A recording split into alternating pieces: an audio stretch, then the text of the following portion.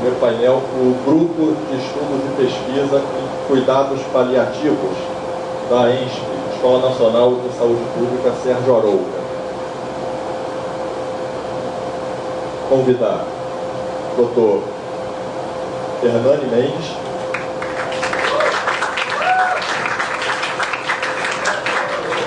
você trouxe um público cativo, foi isso? Você contratou o pessoal? E chamar a doutora Ana Paula Bragança, que está fazendo um network ali, está ocupada, mas já vem, que também é do Grupo de Estudo e Pesquisa da ENSP.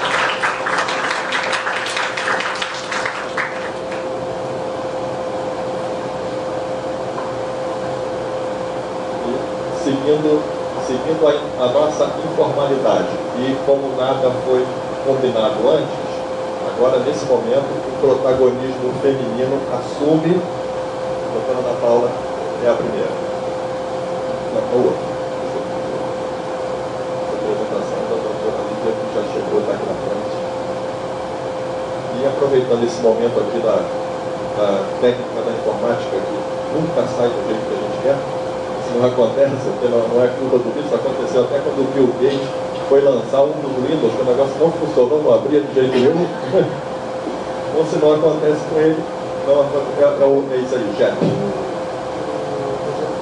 E aproveito o momento para saudar, falei na abertura sobre a Organização Social em Saúde do Campo, estamos aqui presentes, o coordenador presidente, Antônio Félix, pessoal, vamos lá, ver você, lá da Organização Social Campo, lá em Campo Grande, e o diretor jurídico, Dr. Roberto Peçanha, que tem Gonçalves no nome, mas não usa, porque senão nós ficaríamos irmãos, né? O meu irmão também é Roberto Gonçalves. Então, dois presentes aqui do campo, muito obrigado. Por favor. Obrigada. Bom dia a todos. É um grande prazer estar aqui hoje. Obrigada, Rogério, por essa iniciativa. E a minha fala hoje é um pouco voltada para a questão das comunicações de notícias difíceis. E por que a gente vai falar sobre comunicação de notícias difíceis num evento de direito e administração? Ó, no dia a dia, nas unidades hospitalares e dos serviços de saúde em geral, a gente recebe muitas queixas nas ouvidorias e muitos processos de judicialização justamente por conta de notícias dadas de forma talvez não tão efetivas. E, por serem notícias difíceis, acabam trazendo grandes problemas para a administração, para a equipe profissional, e por isso eu vou falar um pouco sobre essa temática. Pode passar, por favor.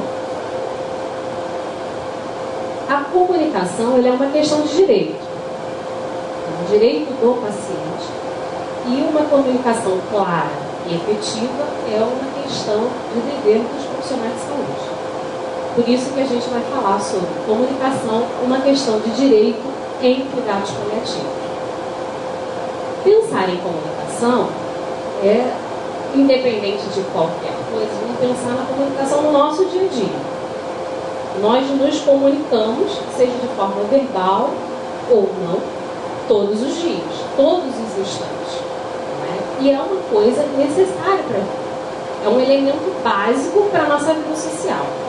Então, a partir da qual a comunicação ela vai legitimar as nossas relações. O que eu falo, como eu falo e a partir de que eu falo. Pode passar, por favor. E a comunicação, ela é o eixo central do cuidado. Pensando no cuidado em saúde. E a comunicação relacionada à má notícia. Como a gente pode pensar isso? Geralmente uma má notícia ela está associada a questões que vão a marcar onde as pessoas têm que andar. O segundo, né? Fundar, que vão trazer alguma paralisação, que vão criar algum... Não vou poder estar aqui não. combinar com estresse vocês, eu deixo o equipamento para os aqui, nossos vocês pensamentos futuros, gravam, nossos volta aqui. sonhos, nossos desejos. Então, uma má notícia, ela geralmente vem pegar minha esposa, eu vou dar carregada uma de algumas conferência incertezas. lá na Tijuca. E como é que desmonta essa coisa? Mas a gente precisa, antes de qualquer coisa, pensar. Não, mas A notícia. o negócio é saber guardar as coisas no lugar certo. Essa má notícia, ela é má para quem? Vocês estão pensando. Ela é má para o paciente, ela é má para o familiar, Fala. ela é má para a equipe. Para quem se destina o que é uma má notícia? Posso E pensar também que essa má notícia pode ser boa. Como assim? Se nós pensarmos que é a partir de que ponto nós estamos falando uma má notícia, ela pode ser boa. Para mim, quanto profissional, ela pode ser má. Mas para quem está recebendo essa notícia, tem um diferencial. Então, por isso que nós, antes de fazermos as notícias, ou de darmos as notícias, a gente precisa fazer essa pergunta. Ele é má? Dos finalistas, aquela que a gente não teve, a primeira você mantém. E receber você informações claras, honestas, compassivas, é o que necessita e é o desejo universal dos pacientes, em estado, principalmente em estado avançado de doença. Por quê? Quando a gente consegue, ou quando a gente recebe uma informação clara, quando a gente entende o que realmente acontece conosco, entende a proposta de um tratamento ou de um cuidado paliativo, permite que a gente se organize ou organize o nosso futuro, faça perspectivas e organize a nossa vida. Por isso é importante a gente ter essas informações. Ah, mas vamos falar para ele não, porque ele vai deprimir. Mas quem tem que ter essa informação, ou quem tem que organizar a vida é o outro. Então a gente precisa passar as informações de formas claras. E é necessário fazer uma comunicação de forma que facilite o entendimento. Porque é difícil dar notícias difíceis. Sim.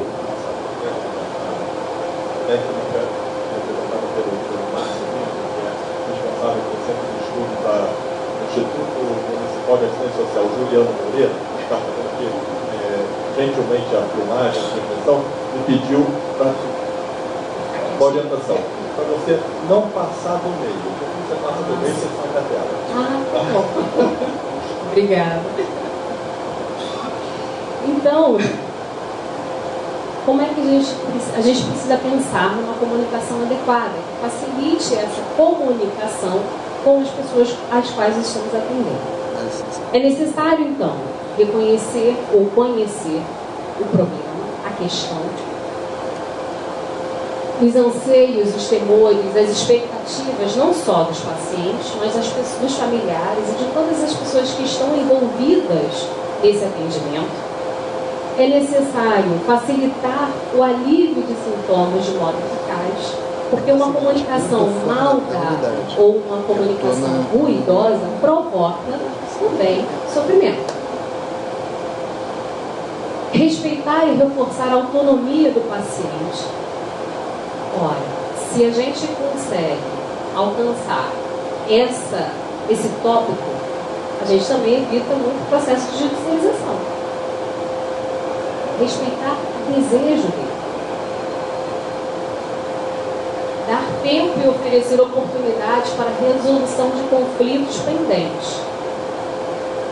É passar a comunicação, transmitir a comunicação, mas permitir que a pessoa entenda aquilo, faça suas conexões, organize sua vida para reduzir os possíveis conflitos. E fazer com que a solidão, ou amenizar a solidão, de forma que ela não seja tão grande. Quando nós rompemos a comunicação, nós isolamos o paciente, isolamos a família, isolamos a equipe, e isso causa muito mais sofrimento e conflitos e ruídos na comunicação.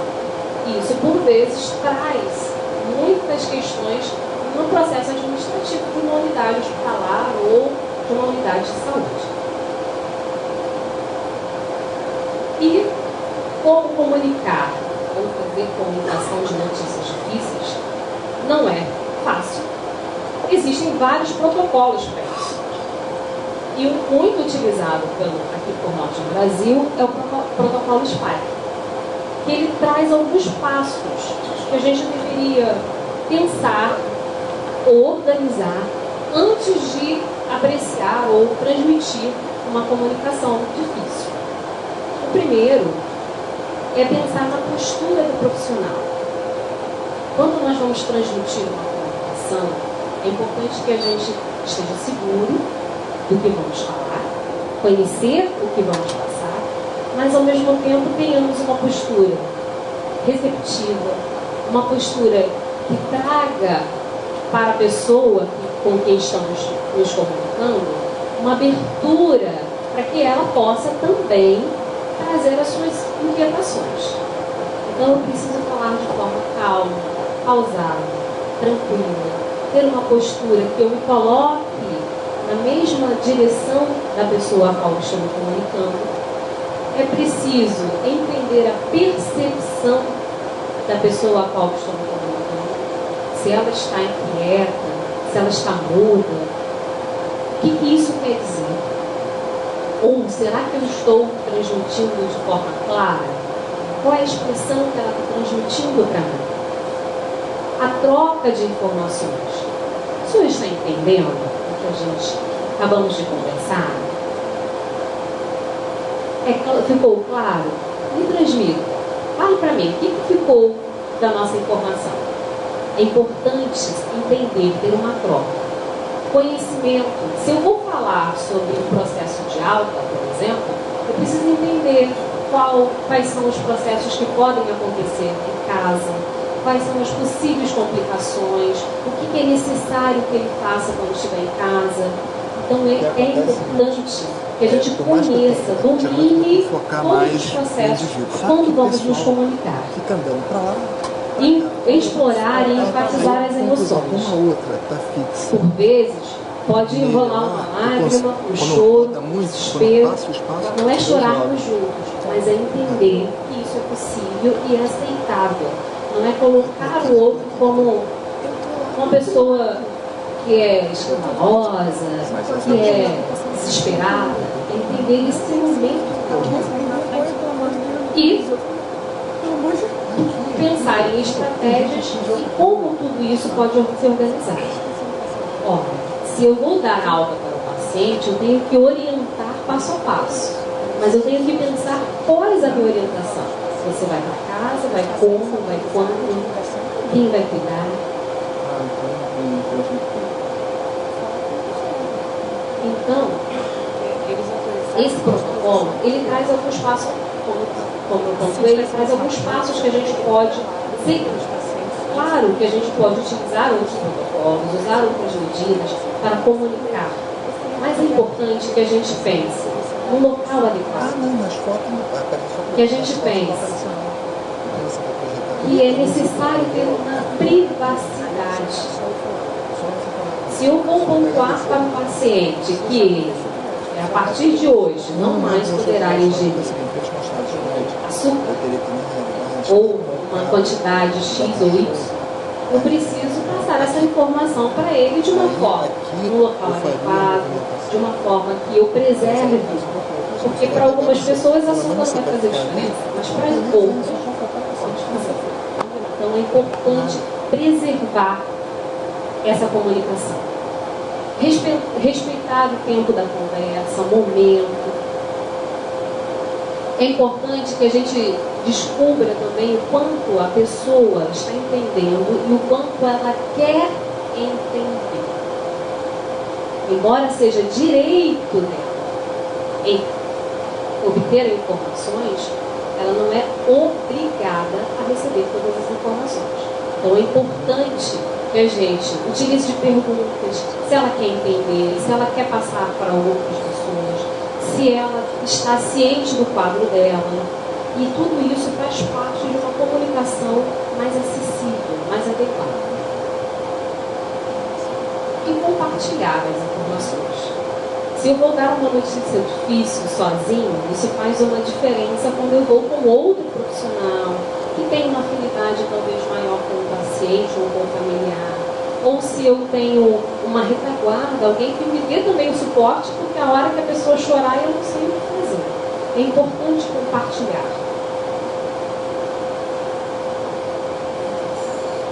E um ponto que é fundamental, eu pensar no meu próprio sentimento enquanto profissional.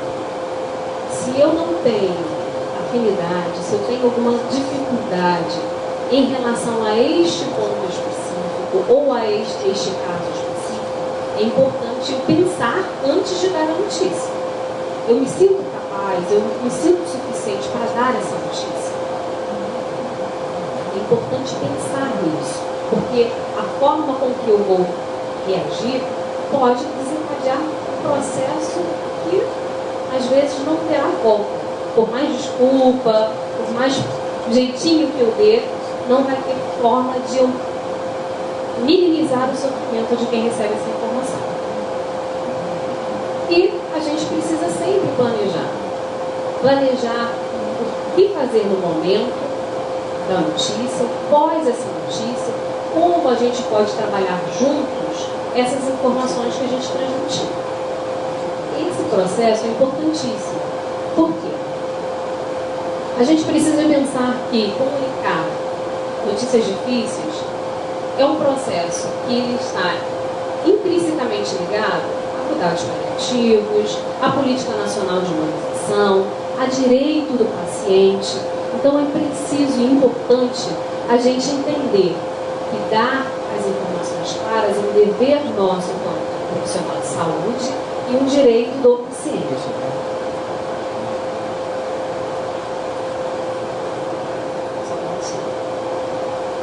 Estou aqui combinando um improviso. Quem levantou a mão? Ah, lá atrás. Eu vou levar o microfone lá.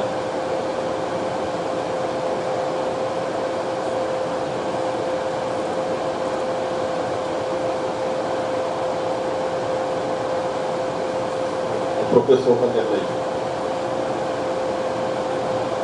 Só uma pergunta, doutora. Existe algum problema ético nessa comunicação do profissional com o paciente, ou do familiar do paciente? Por exemplo, alguma coisa que o profissional não deve comunicar? Problema ético? Não, tudo é importante, é necessário e é dever do profissional comunicar. Por exemplo, pode dar um exemplo. Se o paciente veio a óbito com problemas estruturais na organização, ele sabe que isso é um pouco dele. Obrigado. É importante e é necessário, independente de ser uma questão administrativa, é importante e necessário, até para que a família se organize. Agora, claro, a gente entende que há uma estrutura que precisa ser pensada nessa proposta de como passar a informação, de como dar a notícia, de como transmitir. Não é a gente acusar as pessoas, aconteceu isso porque o médico fez ou não fez ou deixou de acontecer. Mas as informações, elas são direito do paciente e do familiar. E é dever nosso, e é uma questão até ética nossa, informar. É dever ético. Foi? Então, é importante também a gente perceber que, embora a gente ainda tenha mudado muita coisa no sistema de saúde, mas é um dever, quanto instituição de saúde, quanto profissional de saúde, identificar os nossos pacientes. Muitos casos, às vezes, acontecem, e até uma questão administrativa, por troca de informações, de falta de orientar, de identificar o paciente de forma correta. Muitas unidades hospitalares acabam identificando o paciente por uma questão da doença, da patologia que existe, do número do leito, do quarto, da cama, ao invés de identificar o paciente como sendo a pessoa que tem nome e sobrenome. Então isso é importante, é um dever nosso identificar o paciente de forma correta. E isso minimiza muitos transtornos e problemas para a administração de uma unidade hospitalar. E o paciente ele tem dever às nossas informações, às informações que são relacionadas a ele. Ele tem direito a ter acesso ao prontuário, de entender quais são os medicamentos que estão sendo administrados. Por isso que é importante nós comunicarmos todas as informações no prontuário e todas as intercorrências, que a gestão não esteja ciente do que está acontecendo. Minimiza problemas com ouvidoria, minimiza problemas com os familiares, se nós tratarmos de forma clara todas as informações. E minimiza também esses problemas de algum erro, alguma falha no processo da doença, e a gente consegue administrar isso melhor. Não só quanto equipe, mas como também instituição. Mas, deixando sempre claro que o paciente, embora ele tenha direito de saber tudo o que acontece com ele, nem sempre ele vai querer saber. Então, nós também temos que respeitar essa posição. Se ele falar, não quero saber de nada, faça o que tiver que fazer, comunique com a minha família, ou com o meu tutor, com alguém responsável. Isso nós devemos ter essa clareza, por isso que a comunicação é uma questão muito importante, para evitar também processos administrativos dentro da própria instituição e respeitar o direito do paciente. É importante a gente prestar atenção em todas as organizações, equipe, profissional, família, o quanto cada um sabe, o quanto cada um pode ser possível no momento. É importante também que a gente tenha, que passe as informações de maneira forte, ou seja, de uma postura que você entende o que você está falando, mas que seja de uma forma sensível. Não é jogar a informação porque você sabe, mas entender que o outro pode não estar entendendo o que se passa.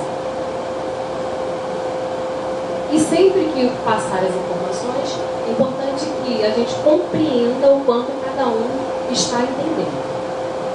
E cuidar para que a nossa fala, o nosso corpo, estejam em consonância. Então, passar para o paciente que ele está em cuidados paliativos, que esse é um processo que nós vamos auxiliar na qualidade de vida, ou falar isso, mas expressar isso de uma outra forma, isso vai trazer uma angústia, uma ansiedade, vai trazer problemas, em geral, conflitos internos e externos. E isso é importante que a gente consiga ter a consonância e sintonia para que a gente consiga, não só quanto equipe, mas passar isso para o paciente e os seus familiares de forma clara, de forma segura, de forma que ele entenda que isso é um direito, que é possível, que é uma alternativa, que é um processo que todos estão ali para auxiliá-lo, para caminhar juntos. E o mais importante, eu passar as informações de forma que eu não crie falsas esperanças. A forma com que eu falo, ou o que eu falo, não pode causar no outro, não, a gente vai te encaminhar para esse novo processo, esse novo remédio, para que você realmente fique curado. Mas se eu tiver a certeza que isso, 100% que isso vai acontecer, ou se eu tiver 99%, eu preciso trazer essa informação. Quantas vezes o profissional dá uma certeza absoluta de que algo vai mudar e não muda? E quanto isso acarreta de problemas judiciários, de problemas administrativos, de problemas com a equipe, de problemas com a família. Então é importante que a gente tenha a compreensão de que as coisas podem mudar, de que para alguns fazem efeito de um jeito, mas para outro de outro, porque somos únicos. E a forma com que nos comunicamos, o que comunicamos, faz toda a diferença em todos os cuidados, principalmente no cuidado de saúde. No momento em que estamos mais propensos, mais vulneráveis, no momento em que precisamos de uma equipe que esteja ao nosso lado e que nos passe essa informação, que a gente sinta que a estrutura, não só a equipe, mas como toda uma estrutura, está ao nosso lado. Isso minimiza muitos transtornos para todos, profissionais, equipe de saúde e para a gestão. Pensar em cuidados paliativos, pensar em saúde, a gente pensar no paciente como um todo. Pensar paciente, familiar, equipe de saúde, gestão, isso tudo não pode ser desconectado, porque senão há uma quebra nesse ciclo e também uma falha muito grande depois na nossa comunicação. Muito obrigada.